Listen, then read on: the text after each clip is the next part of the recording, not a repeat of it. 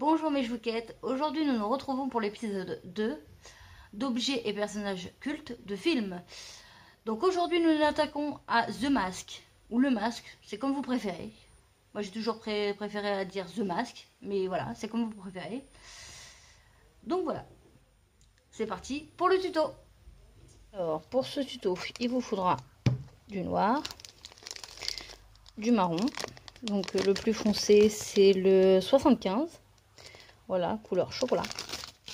Il vous faudra un petit peu de Fimo Effect effet granit. Et si vous voulez rajouter quelques trucs, mettez vos restes de couleur foncée. Une fois que vous avez ça, vous devez obtenir ça avec de belles nuances. Laissez surtout si ça fait des traits comme ça, vous le laissez. Ça fait un très joli effet bois. C'est nickel. Donc voilà. Et il vous faut aussi ceci. Alors ceci a été fait en alu, le moule en aluminium.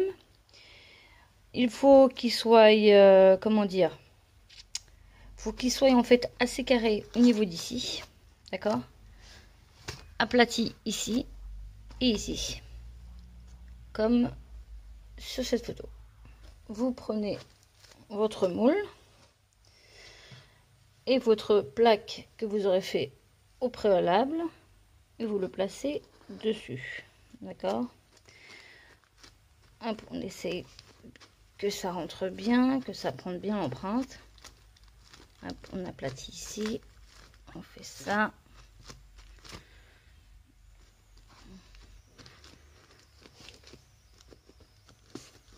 Voilà. Voilà.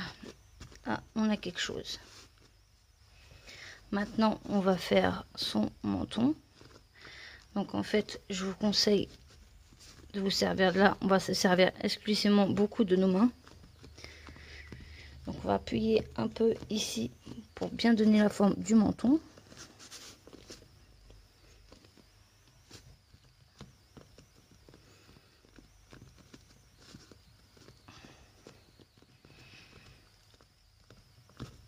On appuie. On donne bien la forme. Sinon, on s'aide d'un rouleau.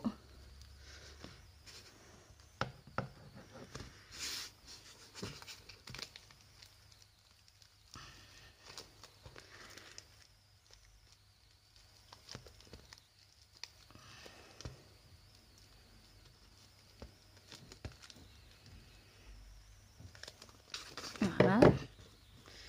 Maintenant, on va dessiner les yeux.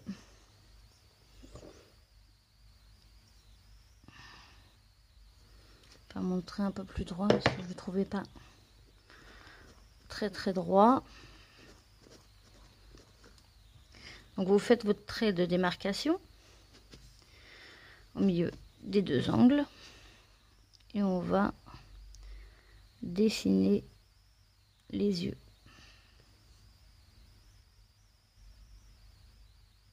Une fois que vous avez découpé les yeux, vous allez découper le masque un petit peu en haut, c'est-à-dire je dirais un bon 4 cm.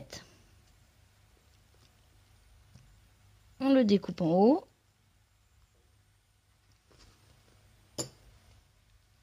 Et on va découper aussi tout ici en laissant 3 bons centimètres.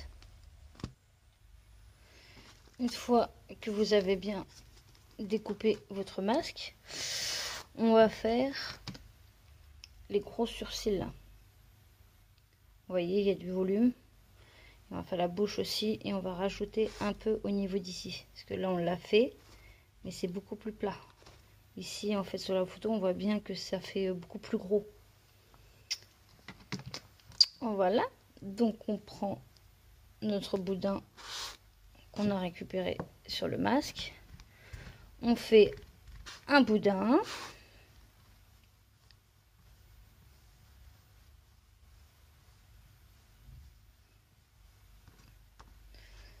Qu'on va couper. Hop, on va couper les extrémités et on va le couper en deux. Alors moi j'ai une technique pour couper en deux sans mesurer, c'est que je l'attache comme ça et hop, je coupe au milieu. Voilà, c'était l'astuce de Mame Chouquette pour couper les boudins en deux. Hop, on reprend et on va le placer là et là. Et après, on le remet ici et ici. Une fois que c'est fait, maintenant on va fondre les bords. Alors pour ceci, on prend un assez gros dotting tool. Donc vous prenez pas cela, mais plutôt cela. Cela, c'est pas cela, mais à la base c'était dans un lot où il y avait ça. Mais le bout en caoutchouc, je l'ai enlevé. Donc voilà, vous prenez un assez gros dotting tool. Et on va commencer par fondre les bords de l'intérieur.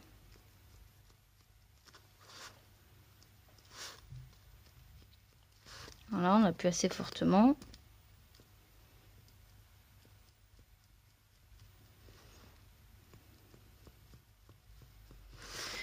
Puis ceux de l'extérieur du boudin. Enfin de l'œil. Donc on fond l'intérieur de l'œil, puis l'extérieur. Une fois que vous avez bien fondu vos boudins avec votre masque, vous prenez soit une lingette ou quelque chose d'humide. Exemple, moi j'ai des petites lingettes comme ça.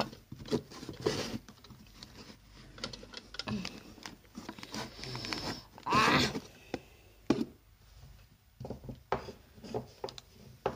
voilà, moi j'ai des petites lingettes comme ça qu'on m'avait fait.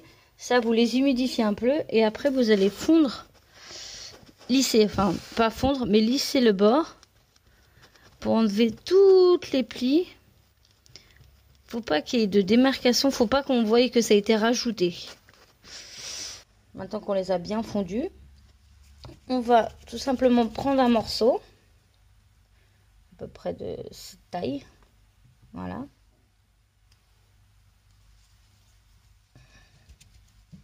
Peut-être même un peu plus gros, non ça va aller. On va prendre un morceau comme ceci, l'aplatir un petit peu légèrement avec le doigt. Et on va le mettre, comme je l'ai dit, sur le bas du masque pour bien avoir ce creux. Et on fait comme tout à l'heure, on fond les bords avec le dotting tool. Hop. Voilà ce que ça donne. Vous voyez, c'est bien fondu.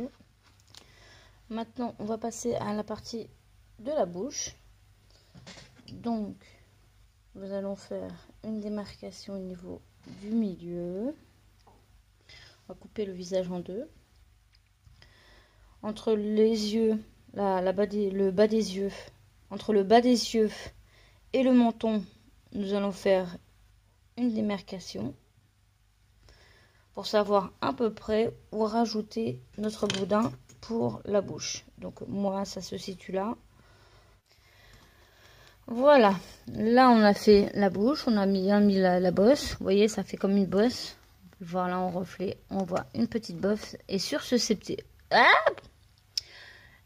petite bosse, nous allons dessiner la bouche, puis le creuser. Donc on voit bien que sur notre modèle, ça a aussi une forme de ballon de rugby ou de grosse amande.